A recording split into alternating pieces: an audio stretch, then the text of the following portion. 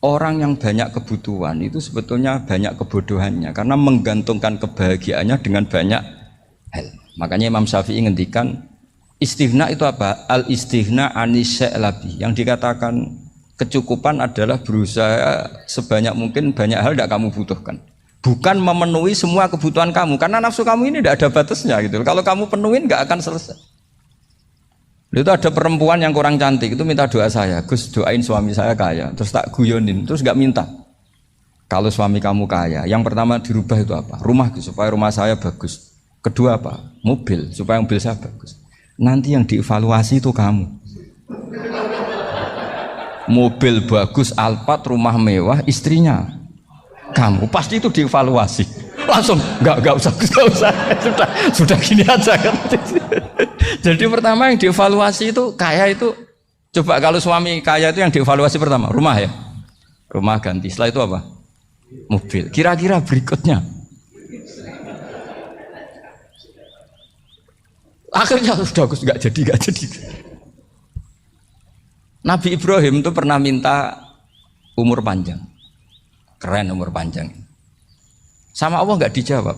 Datang orang tua gitu mertamu ke Nabi Ibrahim, terus disuguhi dikasih kurma. Apa itu? Kok kurma apa? Anggur yang sudah matang sekali, sudah dimakan. Setelah dimakan meler keluar lagi, dimakan lagi meler lagi.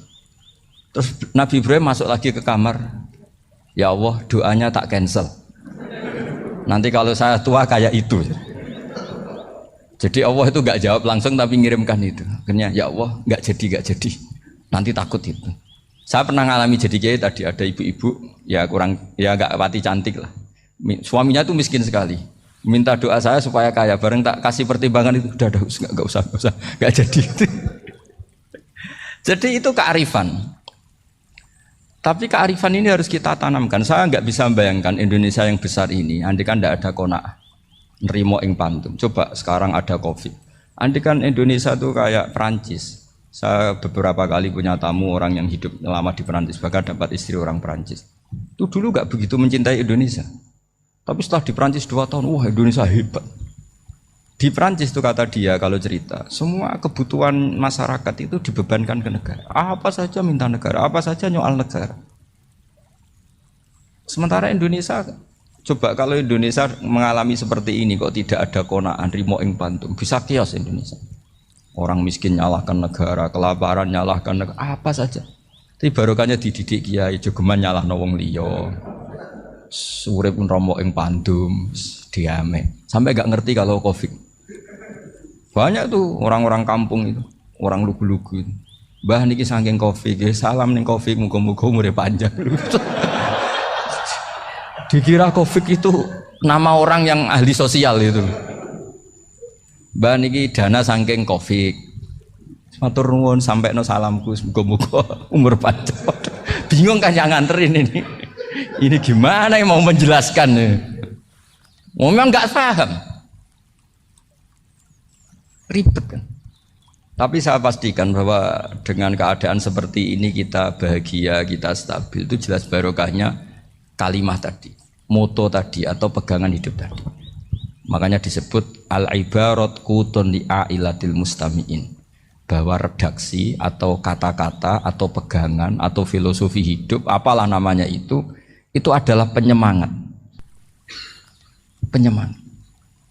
Karena kata-kata ini memang luar biasa. Ketika sahabat perang demi kebenaran, zaman itu ya pasti benar karena yang dibela Nabi. Dulu itu kan enak zaman Nabi, yang dibela mesti benarnya, musuhnya mesti salahnya. Sehingga dulu itu memang harus tegas. Kalau sekarang mau tegas gimana? Yang kamu bela tidak mesti benar, musuhnya tidak mesti salah. Ribet kan kalau misalnya saya tukaran sama Pak Rektor, kamu mau bela mana kan bingung. Saya tidak mesti benar, saya tidak Nabi. Pak Rektor apalagi tidak mesti benar lagi kan? Ribet kan? Jadi kalau kita mau perang sekarang itu mau pede gimana? Enggak. Makanya banyak ulama sekarang tuh mau tegas tuh gak berani karena ya banyak hal yang abu-abu lah wilayahnya, misalnya pilihan presiden atau pilihan bupati, pilihan menteri. Kamu mati-matian bela itu, yang kamu bela tidak mesti benar, musuh kamu tidak mesti salah. Misalnya pilihan bupati. Wah ini kabupaten ini baik kalau bupatinya ini. Yang satu bilang ini. Terus tim suksesnya kamu tanya. Kamu yakin? Ya enggak juga. Lah kenapa semangat? Kan saya botohnya paling alasannya ya itu aja. Bukan yang lain. Beda dengan zaman Nabi. Nabinya mesti benar, Abu Jahalnya mesti salah. Kan enak aturan mainnya jelas. Singkat cerita dalam perang itu banyak sahabat yang alami luka, ngalami apa gitu. Kemudian curhat ke Nabi, ya Nabi gara-gara derekkan jenengan, ngikuti jenengan saya harus ngalami seperti ini, seperti ini. Ngiranya orang itu diapresiasi sama Allah keluarnya. Ternyata sama Allah gak diapresiasi. Malah diturunkan ayat intakunu ta'lamuna fa innahum ya'lamuna kama ta'lamun wa tarjuna minallah ma'ala yarjun. Kalau kamu sakit karena perang, orang-orang kafir itu ya sakit. Itu saja berani padahal demi kekafiran. Wa tarjuna minallah ma'ala yarjun. Padahal kamu punya nilai lebih yaitu berharap kepada Allah yang mereka tidak punya. Saya jadi kiai itu ya kadang mangkel. Karena yang benci ya benci, yang seneng itu ngel-ngel loh kayak Pak Bejo. Jadi semuanya ribet. Lah iya, yang benci ya ganggu, yang seneng ya ganggu, tambah nemen. Seribet. Tapi kalau sudah ingat bandar narkoba, mereka berhadapan dengan polisi, kadang ditembak karena kesalahannya terlalu fatal. Antar persaingan mereka juga bisa tembak-tembakan karena merebut pasar narkoba. Itu saja mereka berani. Kok kita yang jadi kiai kadang dicium tangannya, dihormati gak berani, hanya takut apa ya musibah-musibah kecil atau problem-problem kecil. Lah iya, kalau kita bandingannya gitu. Kalau kamu mau tahajud kedinginan, itu masih nanti dihisab Allah itu gitu. Maling ayam itu keluar malam-malam, hanya dapat ayam. Itu gak takut dingin. Ya gak takut digebuki masa. Kamu mau tahajud aja takut dingin. Makanya nanti hisabnya orang soleh itu nanti dijajarkan orang dolim. Terus diperbandingkan. Wah itu habis kamu kalau itu. Jadi misalnya Unisola mau rapat, tapi ini malam, kalau malam dingin nanti sama masuk angin. Wah anak-anak pang di perapatan aja berani kamu. Kalau sudah perbandingannya gitu tuh ribet kita nanti. Makanya itu kalimat itu moto atau filosofi hidup. Sehingga diulang lagi nasihat itu. Iyam saskum korhun faqad masal qoma korhum mislu. Kalau kamu kena luka, orang-orang yang enggak benar juga akan kena luka. Itu aja berani demi ketidakbenaran. Masa kamu demi kebenaran enggak berani? Akhirnya orang itu, ya itu kalimat, itu heroik. Makanya kita ini penting ya, makanya tadi himne Unisula dimulai kalimat thayyibah. Karena kalimat ini yang menjaga kita kalimat ini. Misalnya tentang Tuhan. Kenapa orang Islam imannya kokoh seperti ini, termasuk yang sudah hidup di Amerika, di Australia, di mana-mana. Itu ya barokahnya ajaran atau barokahnya kalimah. Saya sebut kalimah saya pakai bahasa santri. Karena la ilaha illallah itu dalam tradisi santri disebut kalimatu haqqin alaiha nahya wa alaiha namut wa alaiha nub'ats. Ada yang riwayat wa biha nub'ats insyaallah taala minal aminin. Kenapa mereka di mana-mana meskipun sekolah di Amerika, di Australia, bahkan di Uni Soviet tetap mukmin? Itu barokahnya ajaran yang benar. Allah itu siapa? Tuhan. Tuhan itu sifat dasarnya apa? Awal. Dia harus wujud awal sebelum makhluk yang lain. Sehingga ketika ada negara yang maju, yang tertib, manajemennya tertib, masyarakatnya makmur, tapi punya Tuhan yang tidak seperti itu, tidak awal, itu sudah gak nyaman. Karena ndaklah keren Tuhan saya, karena Tuhan saya itu al-awwal, zat yang pertama. Tuhan saya keren lah, zat yang nggak mati, Tuhan yang nggak mati, yang nggak pernah mengalami kematian. Sehingga tontonan atau yang dilihat kenikmatan-kenikmatan yang lain ini tidak mengubah dia pendirian tentang Tuhan, karena mantapnya satu kalimat tadi bahwa Tuhan itu ya harus satu, harus awal, harus tidak mati, tidak rusak, tidak mengalami apa-apa yang membahayakan. Sehingga ketika ditawarin Tuhan yang lain meskipun menjanjikan secara finansial atau kemakmuran, mereka gak tertarik. Itu coba, itu barokahnya makmur apa barokahnya ajaran? Barokahnya ajaran. Sering negara Islam itu kalah makmur dengan mereka, tapi barokahnya ajaran ini tetap apa? Tetap Islam. Makanya Nabi Ibrahim, Nabi yang sukses bikin wa ja'alaha kalimatam baqiyatan fi aqibi. Sehingga kita kita ini bekti sama orang tua misalnya, itu ya karena ajaran. Suwargamu itu karek wong tuamu. Nak wong tuamu ridho, Allah ridho. Nak ora ridho, Allah ora ridho. Ridho wa fi ridhol walidain wa sakhatu wa sukhtu wa fi sakhatil. Sehingga ketika ada orang tua yang agak brengsek gitu, anak-anak tetap hormat. Punya orang tua yang miskin, yang sudah miskin, tukang tombok nomor, banyak kan di kampung gitu. Ya tetap hormat. Coba kalau dari awal kita ngajari orang tua kamu hormati ya, kalau baik, kalau tidak usah. Bisa geger Indonesia.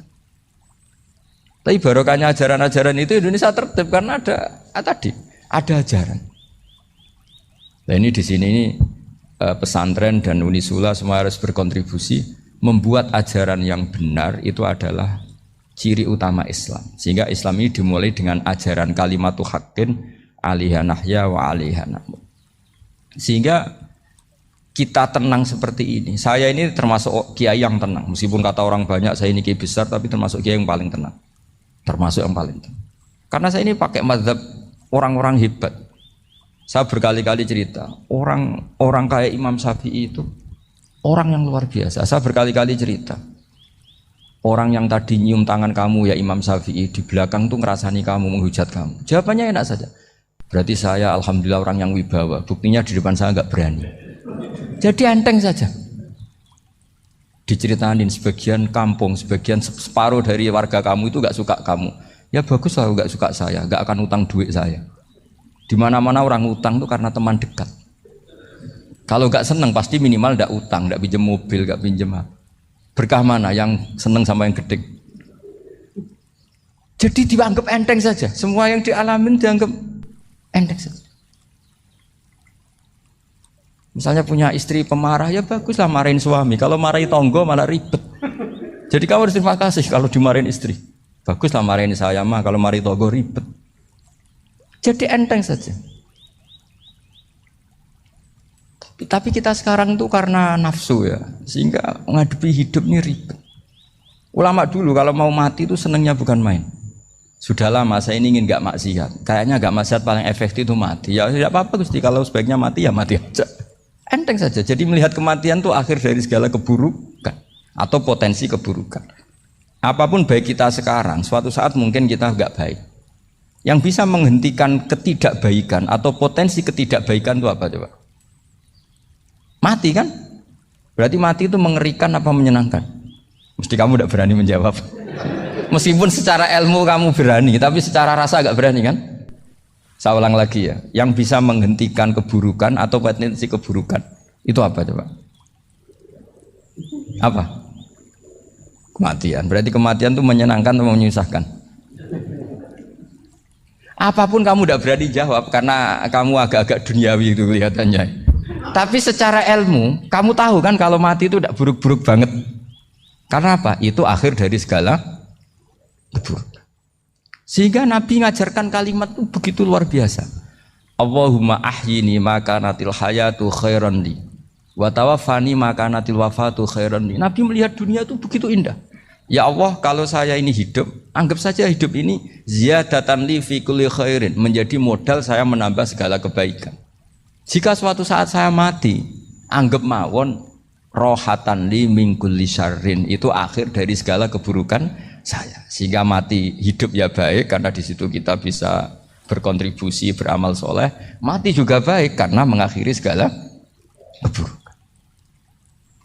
Nabi nate ngendikan lagi, ajaban li amril mukmini inna amrohu kullahu khair. Orang mukmin itu mengagumkan, semuanya baik.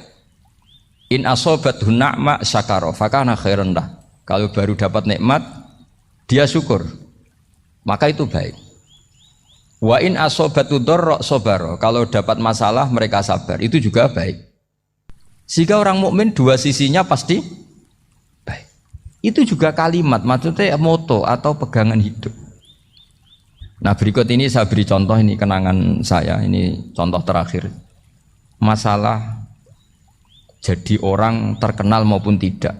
Di sini dicontohkan Imam Ghazali di halaman 367 di kitab saya 367. Juznya 3 di kitab Ihya Ulumuddin.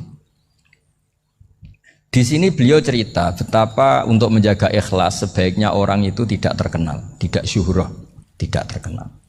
Oke, itu kita sepakat ya, karena kalau terkenal mungkin orang dipaksa publik dengan tanda kutip untuk selalu berbuat baik, tapi karena jaim lah, jaga image atau apa.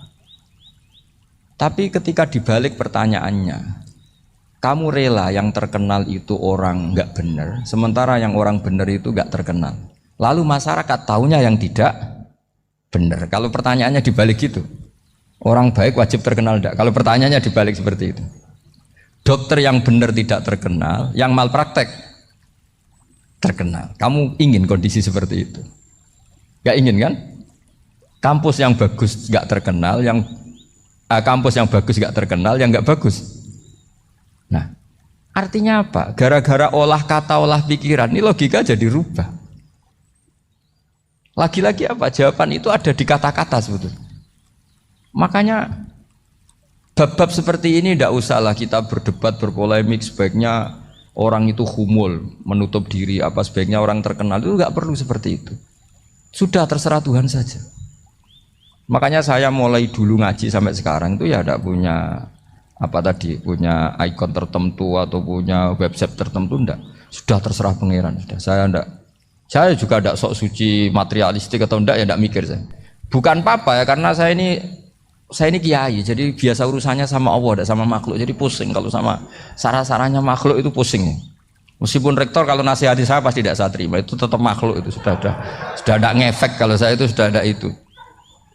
Bukan karena saya sombong, ya memang makhluk betul gitu, bukan. Cuma nasibnya bejo aja, tapi makhluk tetap makhluk. Saya beri contoh ya. Ini makalah yang ditulis Imam Ghazali.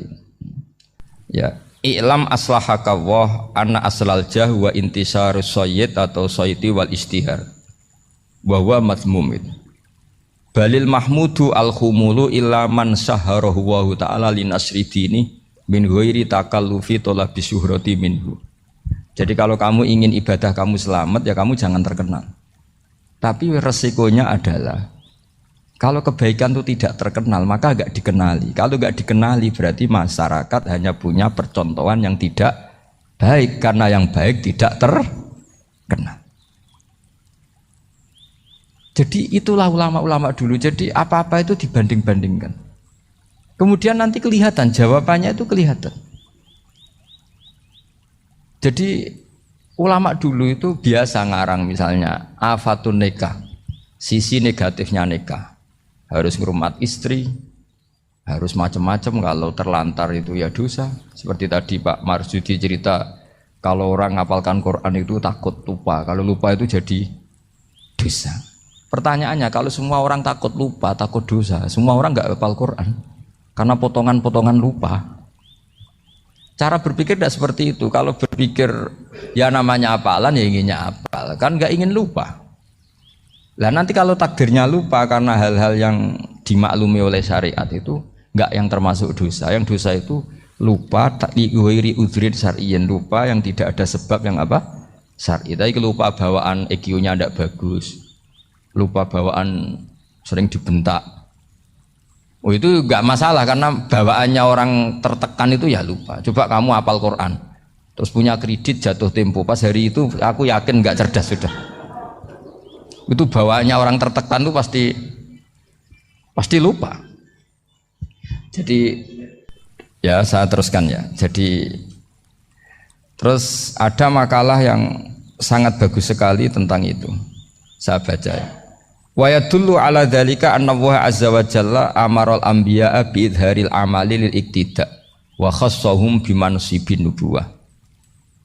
Wala yajuzu ayyudhanna bihim annahum khurrimu afdhalal amalen. Jadi orang yang terlalu mendewa-dewakan khumul itu menutup diri. Oke, itu baik karena dengan khumul, dengan menutup diri Anda tidak riya, Anda tidak pamer. Tapi kata Imam Ghazali, kamu juga harus ingat di antara syaratnya Nabi itu harus mengumumkan kalau beliau itu seorang Nabi. Harus memaklumatkan kalau beliau seorang Nabi supaya bisa diikuti. Caranya sholat harus diumumkan sehingga Nabi itu mengatakan harus jamaah. Karena dengan cara jamaah itu bisa shollu kama ra'aitumuni usolli. Coba kalau Nabi sholatnya nggak diperlihatkan, kamu harus sholat yang benar. Caranya gimana ya Rasulullah? Itu rahasia. Bingung nggak kira-kira? Bingung nggak? Ya misalnya amal rahasia selalu lebih baik. Terus ada pertanyaan, Nabi ngendikan kamu sholat yang benar. Caranya gimana Nabi? Ya itu rahasia. Terus gimana coba? Tapi Nabi ngendikan apa? Shollu kama ra'aitumuni usolli. Ya sudah kamu sholat, niru saya sholat. Berarti Nabi sholatnya diperlihatkan apa disembunyikan? Diperlihatkan. Jadi begitu juga saya berkali-kali bilang, orang tahu kalau itu bidan ya berdasar tulisan itu bidan. Tahu kalau itu dokter gigi ya itu dokter gigi. Jangan sampai gara-gara tidak ada tulisan mau beli alat bangunan di dokter gigi, mau periksa gigi di toko bangunan. Gara-gara apa? Nggak ada maklumat. Nah, di sini ulama-ulama selalu memaklumatkan dirinya.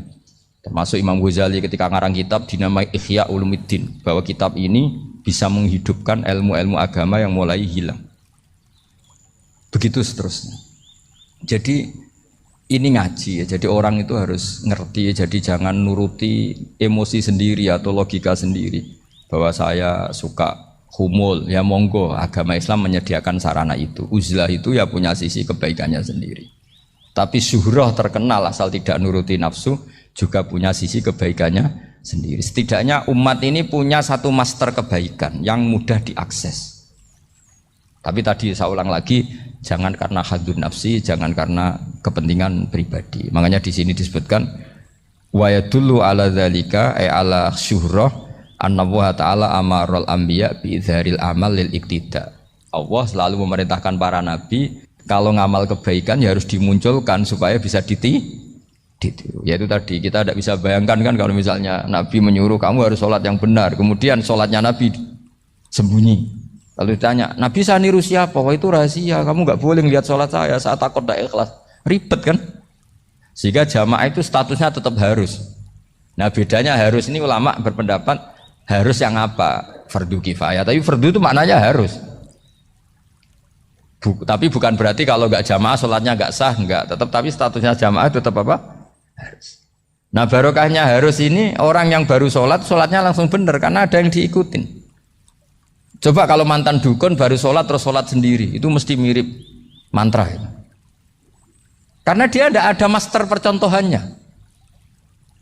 Tapi barokahnya ada master, orang paling bodoh pun kalau sholat ya benar karena standar ada komandonya, ada imamnya.